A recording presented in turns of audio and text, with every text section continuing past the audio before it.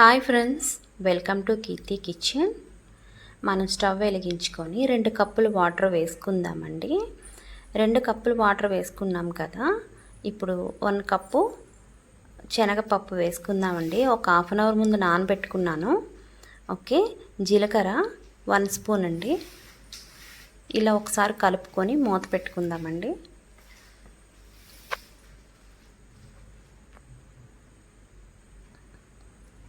ఇలా మరుగుతున్న నీటిలో సరిపడినంత రుచికి సరిపడినంత సాల్ట్ వేసుకొని 1 కప్పు బియ్యం నూక ఉంటుంది కదండి, అది ఉండలు చుట్టకుండా ఈ విధంగా కలుపుకోవాలండి. ఒకసారి కలుపుకున్నాక ఒకసారి మూత పెట్టుకుందామండి.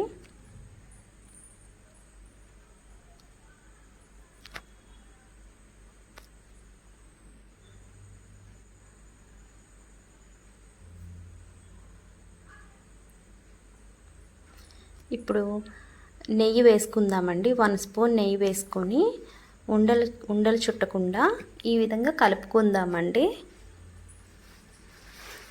అంతే అండి, సింపుల్గా ఇంట్లోనే మనం వినాయకుడిని ఇష్టమైన ఈ ఉండ్రాలది చుట్టేసుకుందాము. చేతికి నెయ్యి రాసుకొని ఉండ్రాలు చేద్దామండి.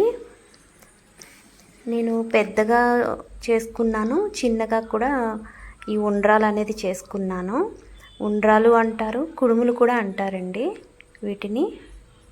ఓకే ఫ్రెండ్స్, ఈ వీడియో కనుక మీకు నచ్చినట్లయితే లైక్ చేసి కామెంట్ చేసి please subscribe my channel. Thank you so much. Bye.